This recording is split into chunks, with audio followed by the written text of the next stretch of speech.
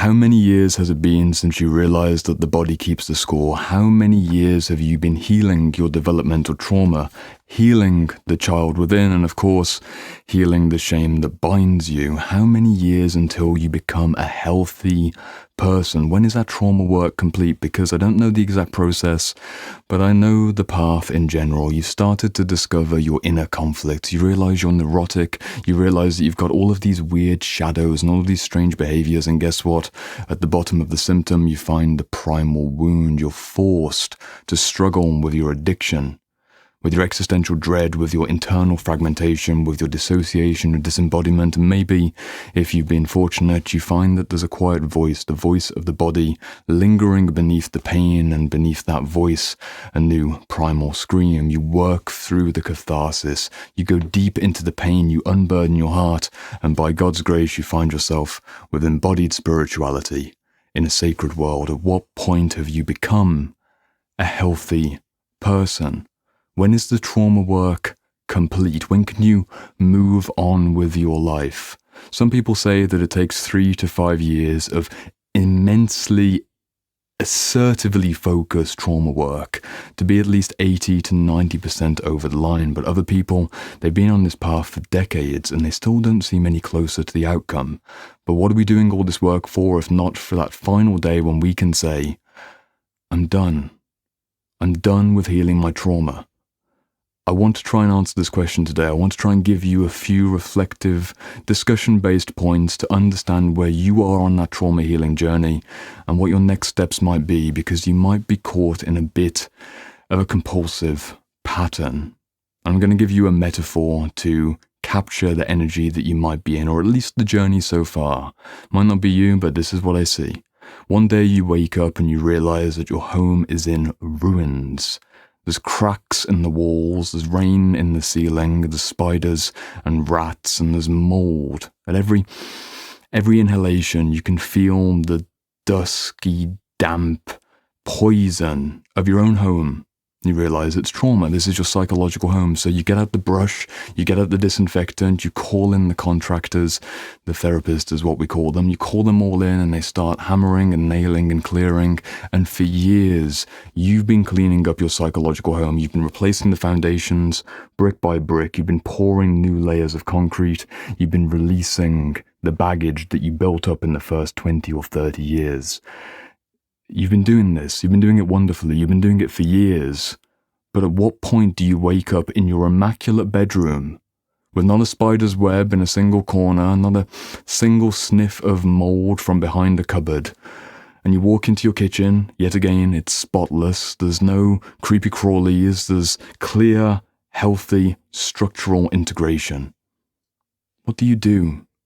You'd be insane to start ripping up the flooring and looking for those patches of damp, or trying to pull down a wall just so you can put it up again. We call that OCD.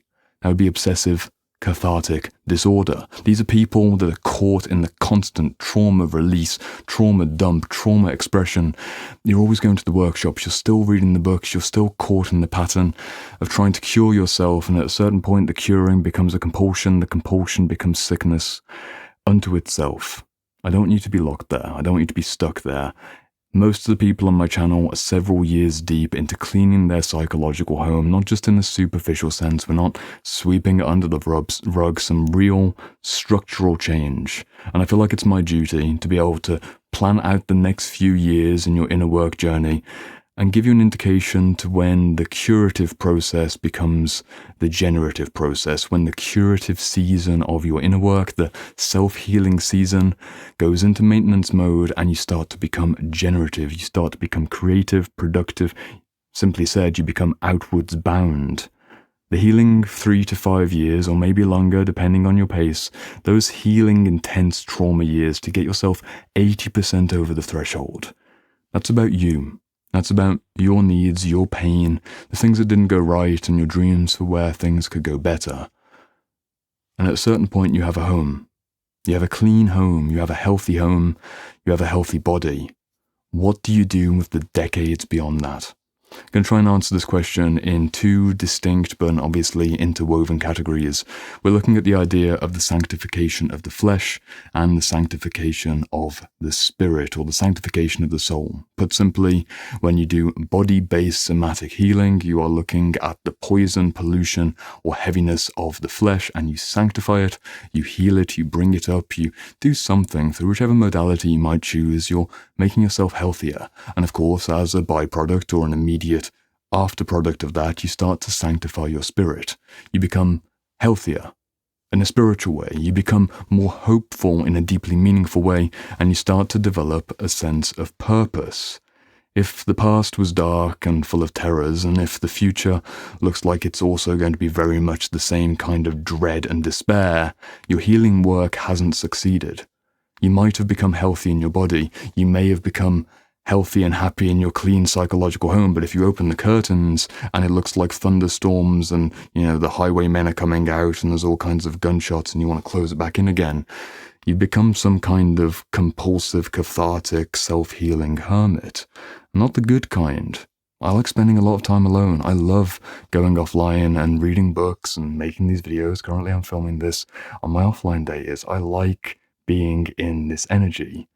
But fundamentally, I also have a relationship to the outer world, and my perception to the outer world became better and healthier and clearer as I became healthier inside myself. I want you to measure your healing progress along this sanctification of the flesh and sanctification of the spirit possibility. It's a spectrum that's somewhat ambiguous, but hopefully with these examples that I'm going to give, you can start to get some indication for how far along you are in your trauma work. Give you a few reflective points to think about. Compared to where you were 5 years ago, are you healthier in your body?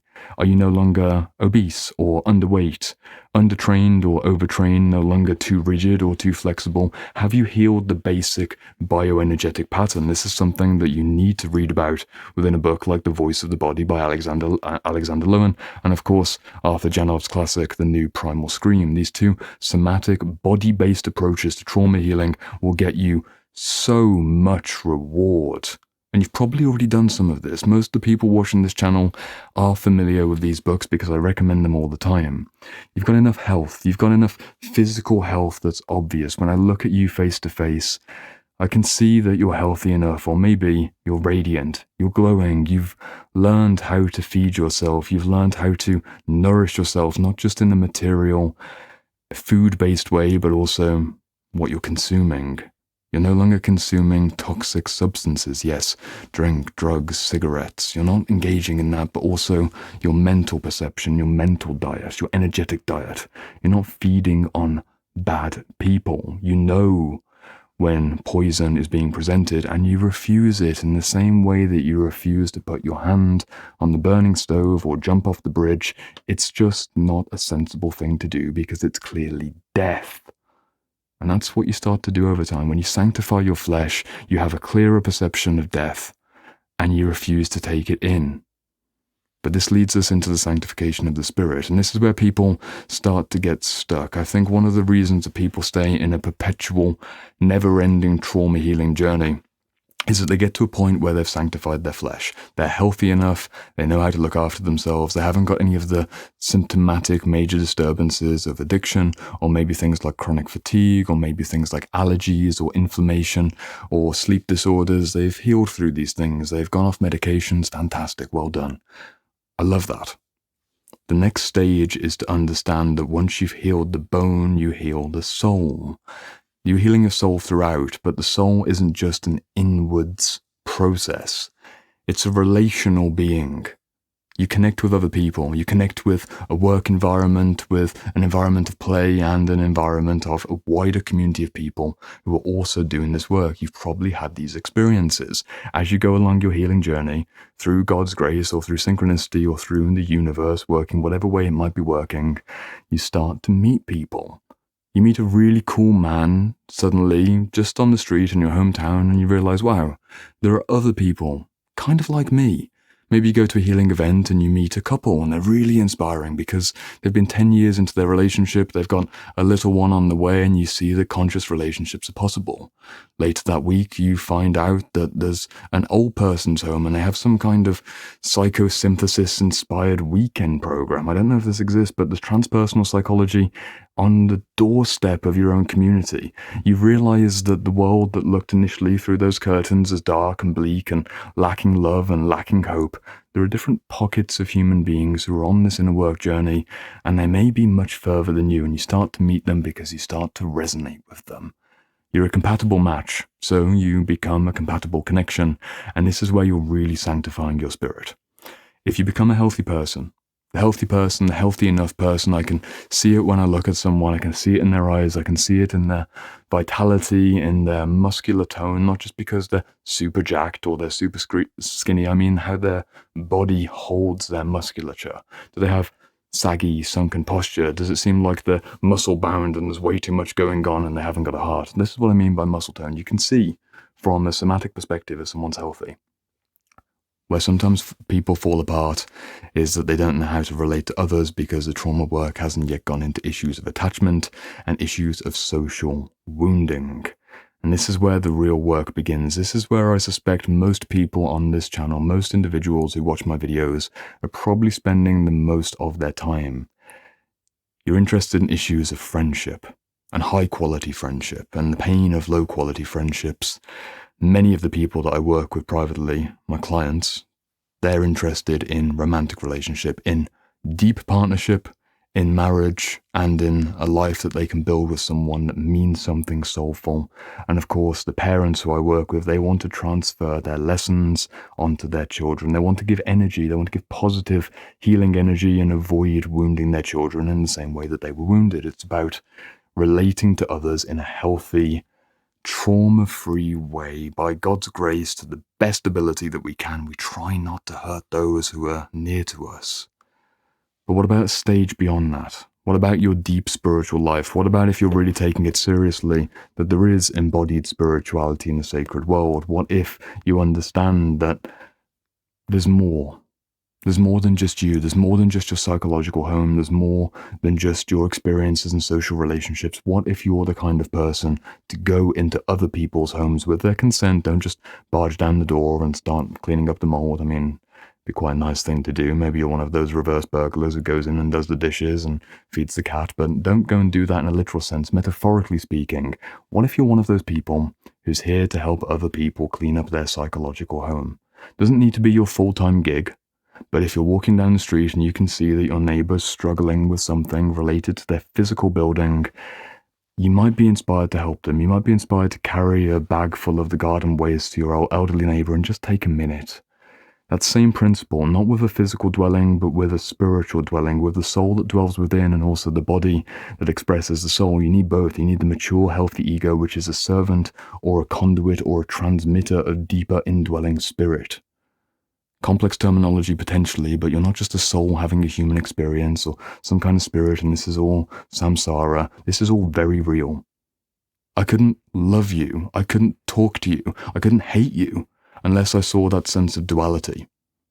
This is real, and yet it's not real. And when you're walking along the street and you see the psychological homes of your neighbors, your friends, your lovers, your family, your children, every type of person that you want to connect with in this healthy and organic way, will you step forwards and help them?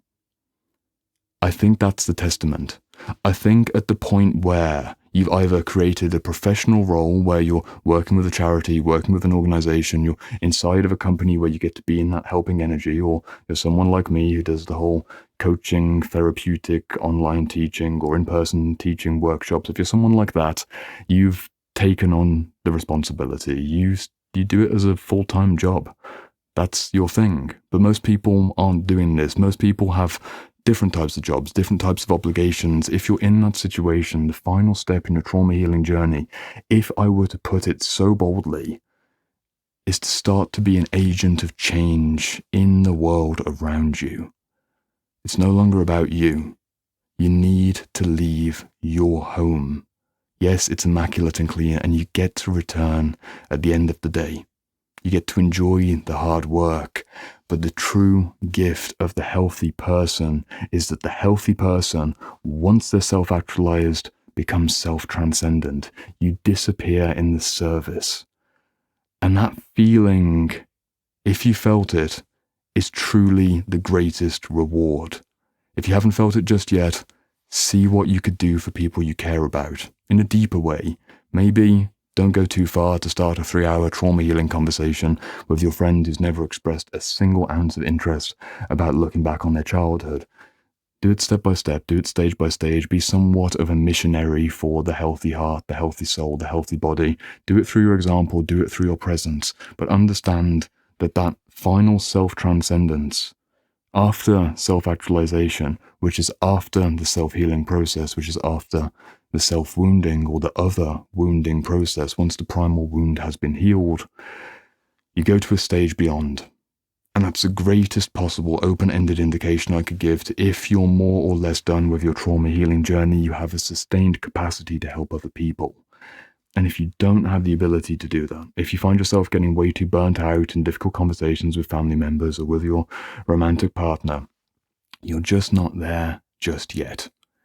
They're triggering, they're draining, they're taking away from you. If you have the full integration between sanctified flesh and sanctified spirit, you'll be able to stay more or less consistent. You'll be weathered at the edges. Someone comes into your home with dirty boots. It takes a bit of time to clean up that mess. But they don't tear down the wallpaper. They don't let the rats out. They don't shatter the windows. It's normal that the dirt comes in. It's normal that low-grade consciousness will leave residue in your psychological home. You can clean it up. This is where we go back to the start of the video. When do you go from the curative season to the generative season? You transition through that curative to generative, from the self-healing to self-transcendence, with a maintenance mode in between. Your spiritual practices, how many hours per week? If you're in a conventional religious structure, you may go to certain events throughout the week, but it's not more than a few hours. Maybe you go to a church, maybe you go to a synagogue, maybe you go to a meditation circle. It's usually not more than a few hours per week. Your daily practice, even if, for example, you're in Islam, you're praying 5 times a day, fantastic, I love that for you. Or you're meditating for 2 hours a day, or you're praying over your food in a Christian style. It doesn't matter to me. How many hours? Not that many. Not that many for most people. Actual spiritual practice. Not that many hours per week. Let's add on this trauma work, let's add on the healing, let's add on the breath work, the cold plunge, the cathartic release, all those times where you're bouncing up and down and you're going, and you're getting it all out. If you're doing it effectively, not that many hours per week. You might have a morning practice of trauma healing work, just clearing out the energy. Some people call this energy clearing or energy cleansing. They're lighting their Palo Santo or their sage, or they're going through some kind of sound bowl healing and they're going boom and they're clearing out their chakras. Cool. If you like that, go for that. If you want to do it through pure meditation or going for a walk in the forest, do it that way. The principle's the same.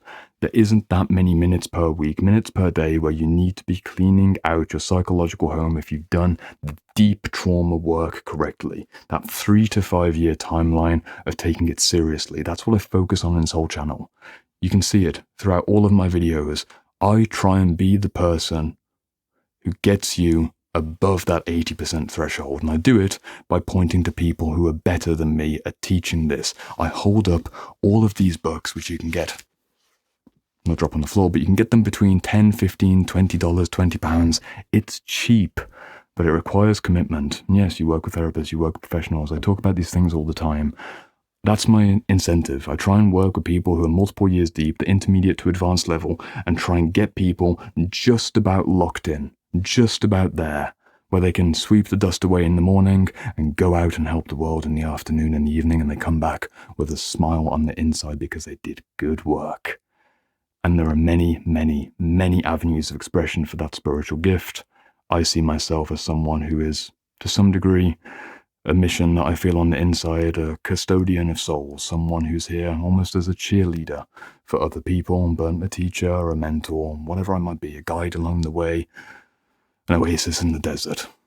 People stay for as long as they need to be nourished by my ideas, when I'm nourished by the ideas of the people who I've surrounded by myself in this library. I try and pass that on. And at a certain point, you move on from me. You move on from these teachers. You don't need me or anyone else anymore. You are the self-actualized individual, and the self-actualized man or woman transcends themselves through service which goes beyond themselves. And I think that's the greatest gift of all. What do people do when they reach the end of their life? They give away their money. If they're a kind person, they give away their money to family or to organizations they care about. You don't need to reach the end of your life, and it's not about money, it's about your energy on this day. So just pay attention, see where you are along that trauma healing journey. If you want to read some of the books I recommended to get yourself a few more percentage points along that spectrum, then please do. I've got over 200 videos on the channel, recommended probably close to 300, 350 books across this channel. You've got all the resources you need. And at a certain point, don't develop the compulsive, repetitive, perpetual trauma healing because it becomes re-traumatizing in yourself. Put down the books, stop watching my videos, go and do something in the world, go and take that love that you feel for yourself and plant it in the souls of people you care about. And if enough of us do that for long enough, we will see a radically different world at the end of this century. I'll see you in the comments.